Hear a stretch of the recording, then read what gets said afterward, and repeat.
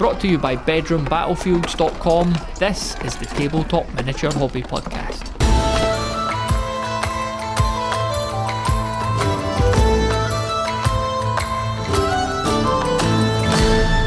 Hello and welcome to the Tabletop Miniature Hobby Podcast. It's Matthew with you here.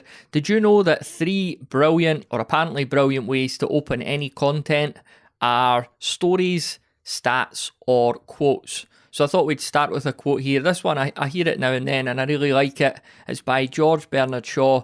He said, "We don't stop playing because we get old because we stop playing." So there you go. That's why when we play with tiny little toys, we look much younger than we actually are. Has that happened to anyone? Get in touch if it has. I'd love to hear more about it. I'm afraid it's a back down to earth episode because we obviously had Gav Thorpe on last week, which I'm sure you massively enjoyed. I certainly did. But it's just me this time, me and you anyway. I had a few things I wanted to get through, and I think it's interesting enough that I'll be able to hold your attention, or at least that's the plan anyway.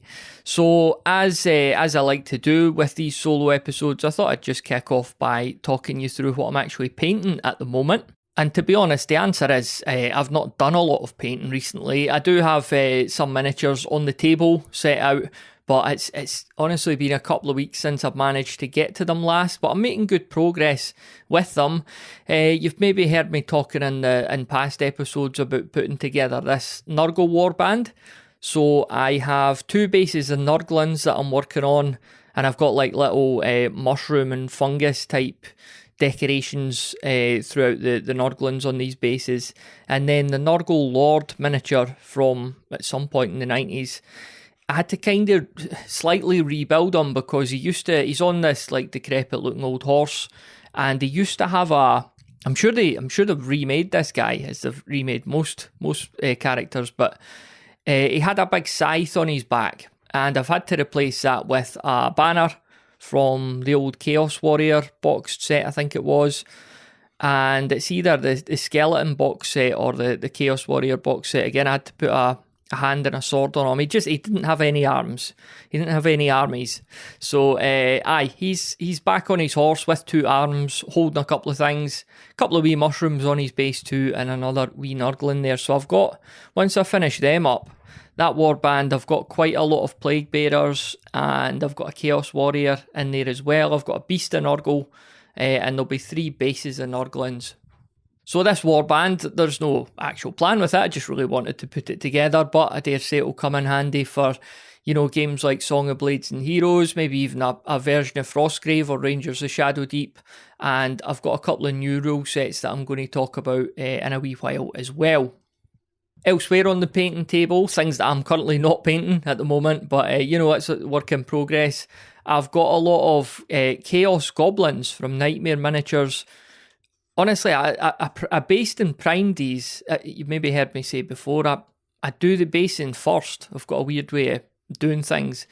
And so I based and primed these probably like 2 years ago, and then they just kept, for one reason or another, because they're beautiful wee miniatures, they kept getting pushed down the list, the priority list. It was probably to do with just what I was preparing for to play next.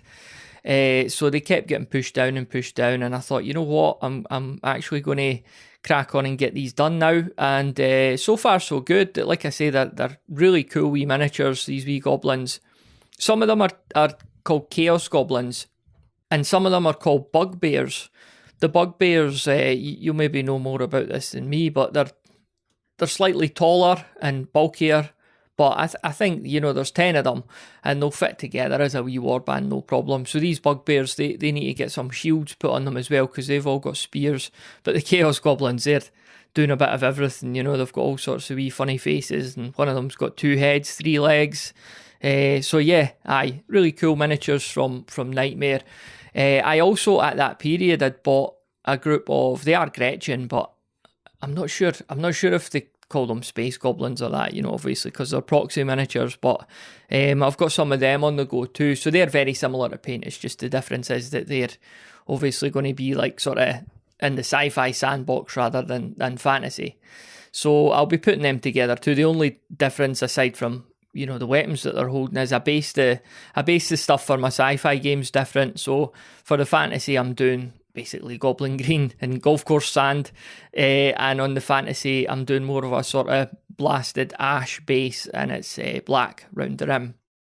So that's what I'm actually painting at the moment, and I'm also making preparations to have more stuff to paint, because I did dive in, as I alluded to in a recent episode about 15mm scale. I did dive in and make some purchases in that scale, so I've moved on some miniatures, if that's the term for it. I've sold some miniatures.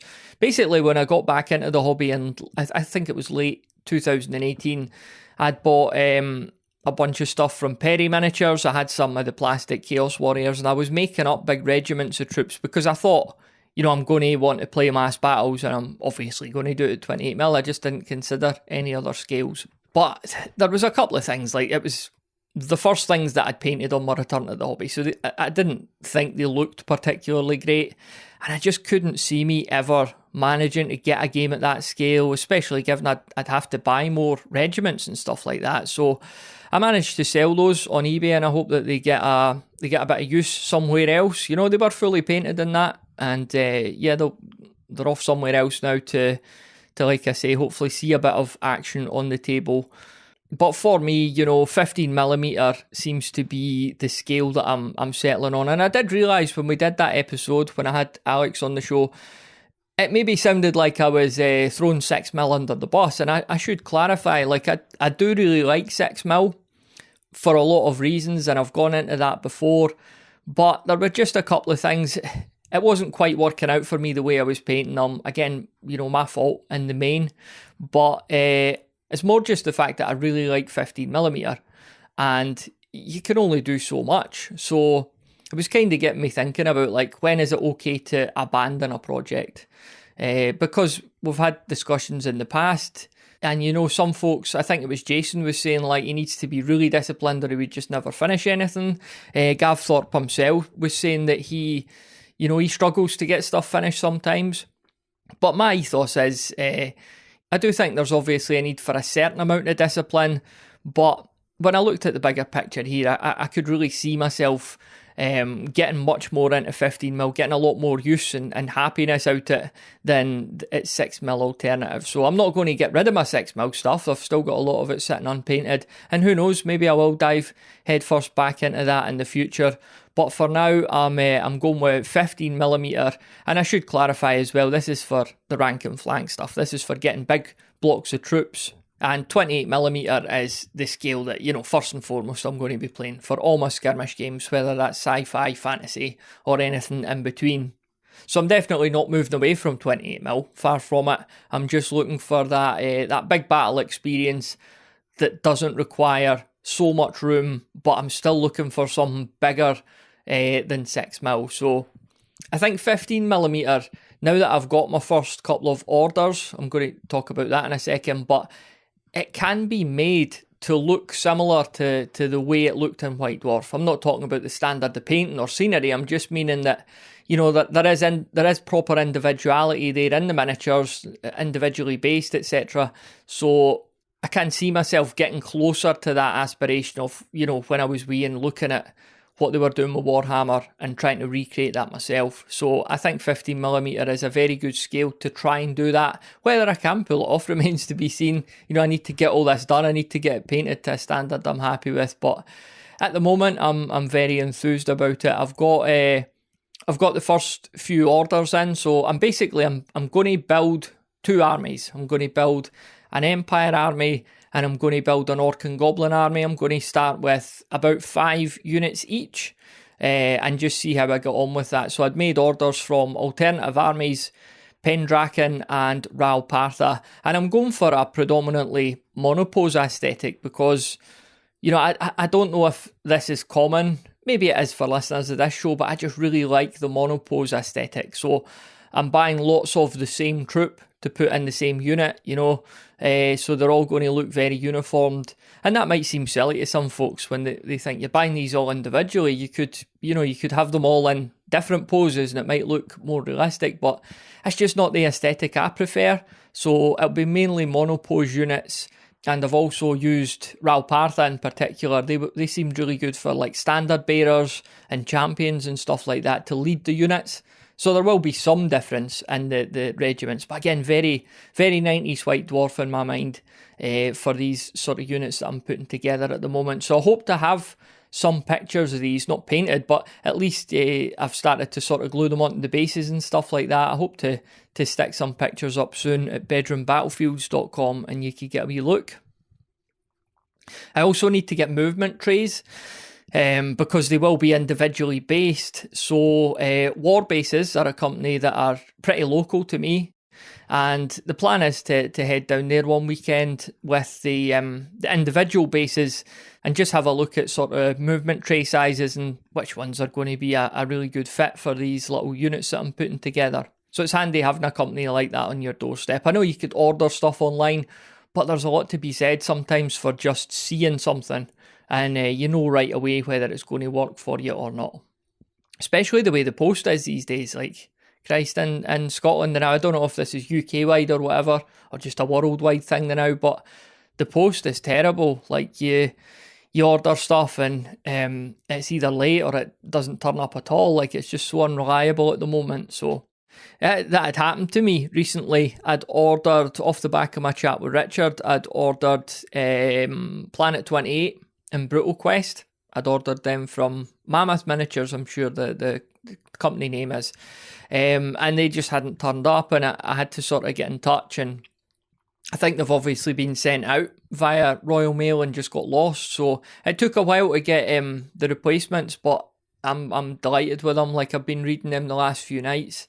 That Planet 28 is a brilliant wee book, and I've heard folks saying, you know, it's very Rogue Trader and its ethos and stuff like that. I also heard it described by Richard as a great toolkit, and now that I'm reading it, I could totally see what he means there. You could go super granular with it. You know, this is a sci-fi skirmish game, and you can really get into the, you know, 2 versus 3 guys, right down to like how many bullets they've got and stuff like that. You could really get into the small scale narrative storytelling, and then you can scale it up as well, because it looks like you've got rules for squads, rules for vehicles, and you could probably make quite a big game with this rule set as well. And it leaves a lot up to you too. Like I'm not going to dive into the rules here, but there are just good little pointers and tips and methods for basically creating any sort of scenario or making anything happen on the tabletop. Like if you came up with, you know, what if that character did this, then that, there is actually a way to say, okay, well, these are probably the things you're going to have to roll against. So I just really like it. I'm very excited to try it out. You know, on the one hand, I'm like, do you need another rule set in your life? Because I've got a few rule sets now that I really enjoy. And there's an argument that you should just play them more and enjoy them. But I am very keen to dive into this. And as much as I like the look of Stargrave, I just think for fantasy skirmish, for sci-fi skirmish, this is going to be just a lot more in line with what I'm looking for. I do think it's got a lot of similarities with another game in that sort of genre, Rogue Planet by Brent Spivey, who we've had on before. And there are similarities in the mechanics and stuff like that. And you've got the range of polyhedral dice, and sometimes you're rolling under the target number rather than over it. So there are similarities there as well. Maybe that's part of what I've sort of liked about it, because I could see how much more flexibility these wee mechanics give you. And it's just cool playing with these multiple dice as well, rather than the big bucket of D6. So I know some of you like that, but whatever floats your boat, I suppose. And yeah, Brutal Quest, I've had less of a look at that at the moment. That's it's very similar rules, but done in the fantasy genre instead. So I maybe will have less use for them than I will for Planet 28. But, you know, I'm going to give it a chance, going to have a look at it and see if maybe we'll fancy a game of that too. But yeah, Planet 28 and Brutal Quest, you've maybe already heard of them, you've maybe already got them. But if you want a deeper dive into that, check out our episode with Richard from a couple of weeks ago. Alright, I want to quickly dip into the Discord. You'll find that at bedroombattlefields.com/Discord, because we've got a channel in there that I'm really enjoying, and it's sort of White Dwarf highlights and memories. As you've heard me repeatedly saying on this show, I've been rereading all my White Dwarf magazines, so I've just been taking photos of things that have popped out to me that have either amused me or just things that are really cool or nostalgic, and other folks have been chipping in with their own photos and that as well. So I was laughing at this one here. There was a copy where you got a free wizard on the front, free plastic wizard. Don't know if it was maybe a Warhammer Quest thing, but it says in the inside of the cover, it says, on the front of this White Dwarf, you'll no doubt have seen your free Citadel wizard. In fact, it probably isn't on the front cover anymore. Most likely you've already taken it off, painted it, and fought several battles with it.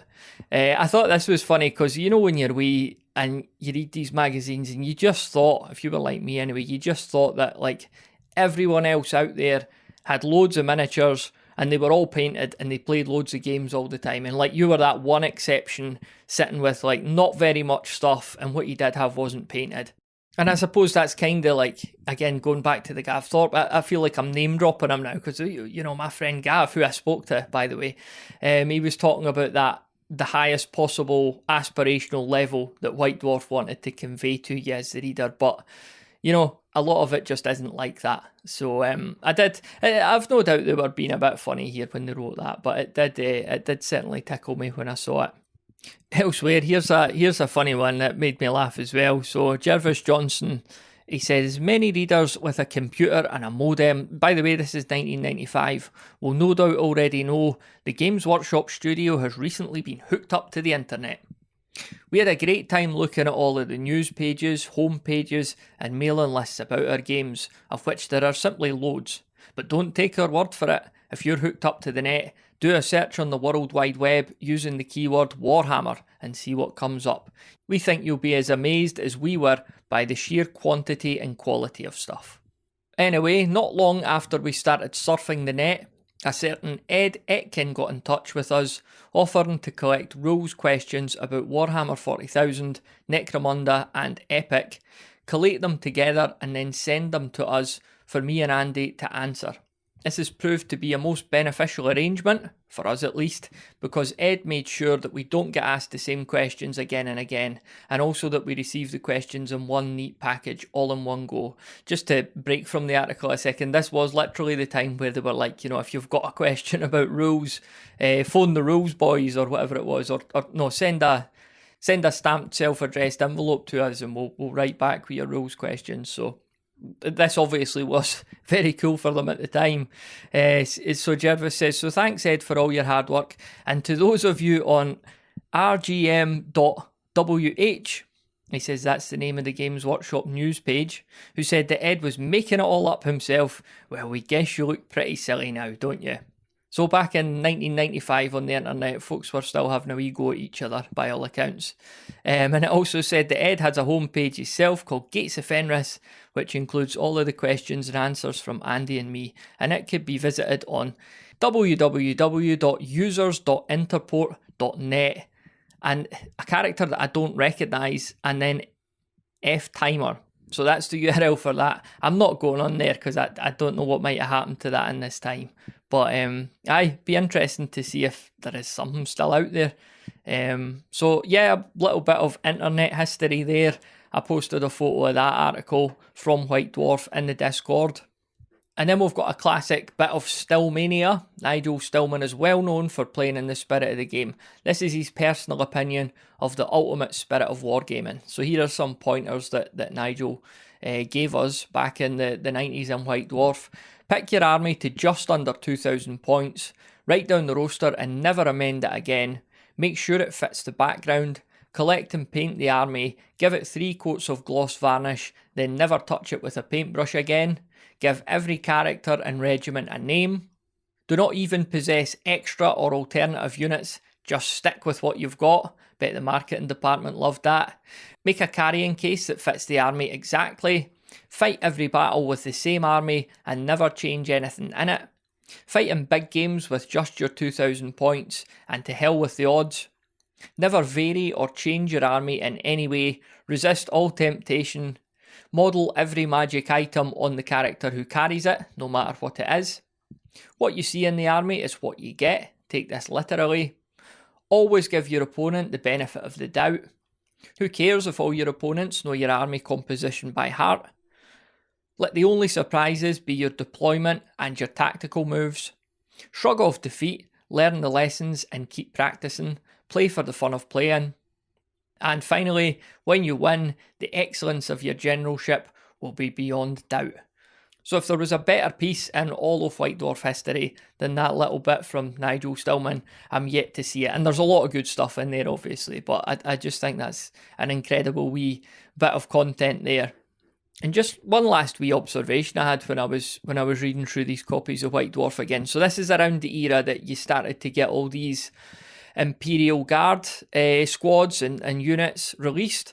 So we had regiments like the Valhallan Ice Warriors and the Kachan Jungle Fighters. And I thought to myself, like, if these guys were fighting in the same army, one of them's wearing like huge fur coats and big woolly hats and stuff like that, and the other ones are in vests because they're from the jungle. So if you had them in the same army, depending on where you're fighting, I suppose, like one of them's going to be really warm and one of them's going to be really cold. So I don't know what you'd aesthetically do about that. Would you just put like little cardigans on your jungle fighters, or would you maybe provide a facility for the ice warriors to hang their coats up when they go into battle? It's just something that occurred to me. You know, how do you get around this when you want them in the same army and not have it look stupid? Or am I looking stupid just by musing on this? But I'd love to see you in the Discord if you're not in there already, especially in that wee White Dwarf channel that we've got going on. So you'll find the Discord at bedroombattlefields.com/Discord, funnily enough. Other things I'm reading, I finished Deathwing, that old collection of stories from the early 90s. Never actually properly read it as far as I could remember. I think I had a few attempts at it when I was younger and just maybe got a bit lost. And yeah, it's fine. It's fine. That's not a great review for a book. I don't hate it. You know, I think it was the two Ian Watson stories I thought were pretty good. And there were another couple in there that were decent, but there were a few ones that I kind of chewed through as well. So I'm glad I read it. I know that the Old Hammer Fiction podcast has been doing a lot of the stories from it, but I've just got such a surplus of audio content, and I had the book lying about and I was between books, so I just picked it up and kind of had a go at it. So I'm glad I finally got to read it, to finish it about 30 years after actually getting the thing. But there you go, Deathwing. Speaking of audio content, I'm also listening to an audiobook called Game Wizards, which is the origin story of D&D. D&D's not a game I've ever played or know very much about, but yeah, this is really cool, just learning the genesis of it all, especially because I've read Dice Men by Livingston and Jackson, which gives the history of Games Workshop over here, and there was that whole link up with D&D, so Gygax and Arneson were mentioned a lot in that book, and now it's good to be seeing, you know, other side of the pond, what was going on with D&D, and I didn't realise that those two guys had such a feud going on. So I'm really enjoying that as well on Audible. That's called Game Wizards. I saw via the Crown of Command podcast that there's a very exciting book coming out by Robin Dews and John Stallard. I believe it comes out at the end of August, and it's called Talking Miniatures. And that's another sort of book on the history of GW, but from a very specific period and focused on a very specific niche of the company. So there's a cool video you could see, and I'm sure it's on the Crown of Command YouTube channel. I'll put a link in the show notes, and it's Robin and John kind of talking about the book and what to expect and all the folks that they've got involved in it as well. So like I say, that comes out at the end of August, and if I don't immediately get it, then it will certainly be on the Christmas list. One other book that has been in my Amazon basket for a while, but it's not released yet, is called Grimdark, A Very British Hell. This is by Timothy Linward, and it comes out in December 2023. So in the description on Amazon, part of the description says, "Why is this fantasy proven so irresistible? Part collection of essays, part ravings of a cult prophet, Grimdark examines Warhammer 40,000's place and impact in pop culture, and how this unique version of a hellish future arose from the subconscious of post-industrial Britain." So, that sounds really cool. Another book that I'll be looking to get, and timing wise, it looks like that will be a Christmas stocking filler as well. Alright, so I think that's us coming towards the end of the episode now. Like I say, I've been wanting to do something solo for a while because I had a few wee things to talk through, and hopefully it's been entertaining enough. And keep your eyes peeled for the promised photos of my 15mm stuff as and when I get them finished. One last thing that I wanted to mention, and if you've been listening to the podcast for a while now, or if you've listened to the past episodes, you might have heard me talk on one episode about a tragedy that had occurred in my own family. My younger brother, he took his own life very sadly last summer. It was August of 2022. And I'm currently involved in a bit of fundraising efforts for a mental health charity as we come up to the anniversary of my brother's death. We're wanting to do something that could positively have an impact elsewhere. So I'm currently trying to raise £5,000 for a charity called Back On Side, who help younger people with mental health issues, and try and get them back on side. Literally is the name of the charity. So you'll find if you're in a position to make a donation, no matter how small you think it is, it would be massively appreciated. And you can find the fundraising page. It's a Just Giving page, but you'll find it by going to backonside.co.uk/Ross. Like I say, we're trying to hit that £5,000 goal, which is obviously a lot of money, and I'm just trying to spread word of it as far afield as I can. So if there's anything at all that you could contribute, we would be eternally grateful to you. That link once more is backonside.co.uk/Ross, and I'll put a link to that in the show notes as well. Alright, thank you very much for listening to this episode of the Tabletop Miniature Hobby Podcast. I really appreciate your time, and if you like the show, please be sure to share it out with someone else you think might like it too. Okay, enjoy your painting, enjoy your gaming, enjoy whatever you're up to this week, and we'll talk again on the next episode.